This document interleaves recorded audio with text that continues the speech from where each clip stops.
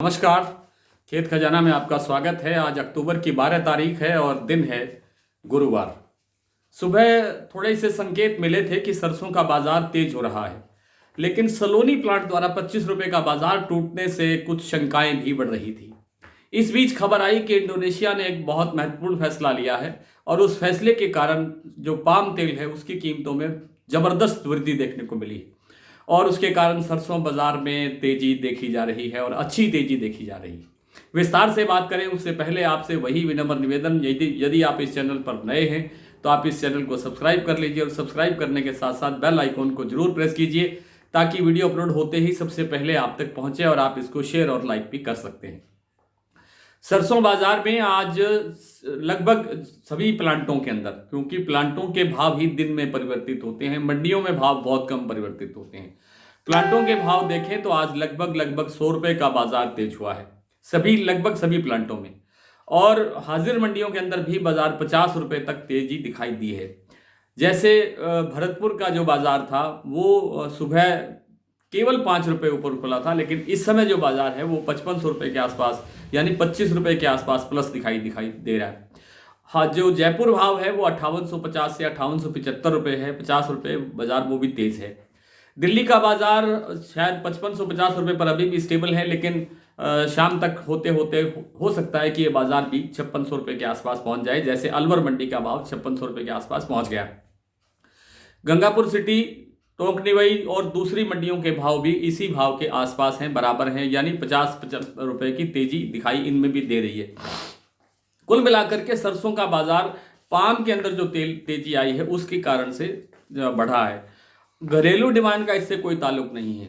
Palm में तेजी क्यों आई है? क्योंकि इंडोनेशिया ने आगामी 18 तारीख से या इसी सप्ताह से एक फैसला लिया था कि वो जैसे हमारे यहाँ जो NCDX वगैरह होते हैं, वायदा बाजार, वायदा प्लेटफार्म, जैसे KLC एक प्लेटफार्म है वायदा का मलेशिया में, इसी तरह से वो एक अपने CPO के लिए एक अपना प्लेटफार्म वायदा का तैयार कर रहे हैं और उसके माध्यम से ही निर्यात का कारोबार होगा।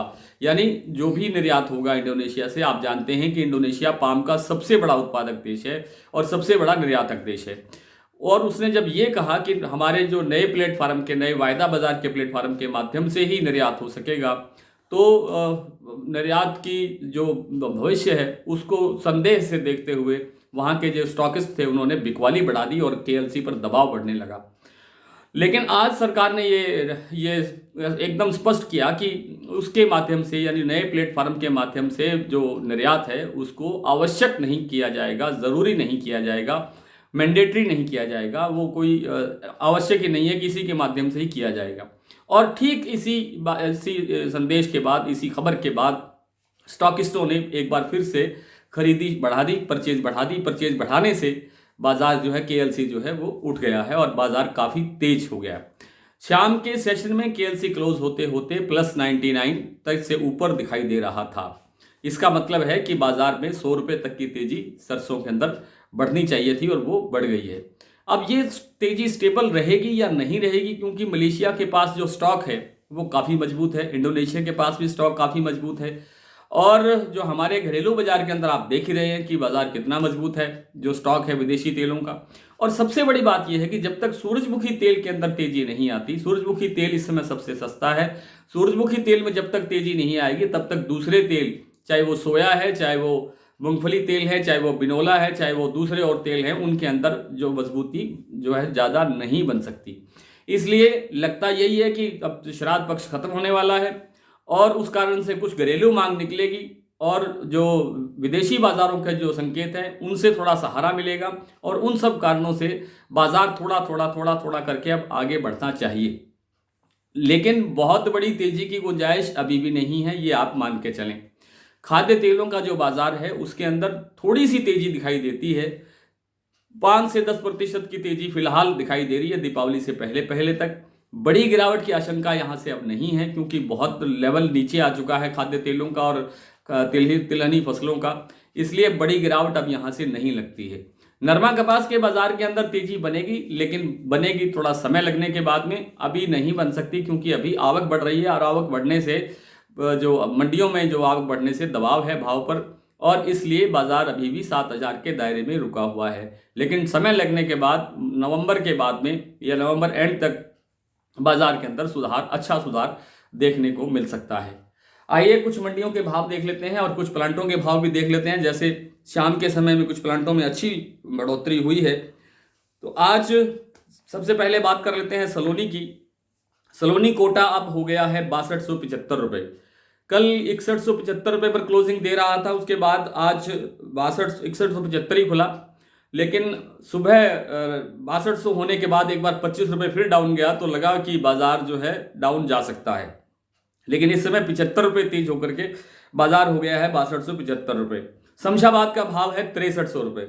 दिग्नेर और अलवर का भाव है 6325 रुपये। तो सभी जगह 50 रुपये से लेकर के 75 रुपये तक की वृद्धि दिखाई दे रही है। इसी तरह जो गोयल कोटा का जो प्लांट है उन्होंने भी 5650 रुपये पर सुबह बाजार खोला था, लेकिन बाद में 100 रुपये बढ़ा दिए और 5750 रुपये का भाव हो गया। भरतपुर का भाव 5477 रुपये पर खुला था, 5 रुपये तेज, लेकिन अब 5500 प्लस बोला जा रहा है। जयपुर 5850-75, अलवर 5550 5600 रुपये, कोटा 5300 रुपये, सुमेरपुर 5450 रुपये, गंगापुर 5521 रुपये, खैरथल मंडी 5450 रुपये, दिल्ली 5550 5600, चरखी दादरी 5500 5550, गोयल कोटा 5750, बीपी आगरा 5950, शारदा 5950, बरवाला 6300 5300, हिसार 5300, मुरैना 5250, सिवानी मंडी 5475, नडबई मंडी 5475, खेरली मंडी 5550, बीकानेर 5150, नागौर 5200, टोंक मंडी 5480 और निवाई मंडी 5500, सिरसा 5491, आदमपुर 5400, जोधपुर 5455, दीसा 4975, नौहर मंडी 5450, मंदसौर 5200, कटनी 5100 और नीमच मंडी का भाव भी है 5100। आज इतना ही, कल आपसे फिर मुलाकात होगी, तब तक के लिए नमस्कार।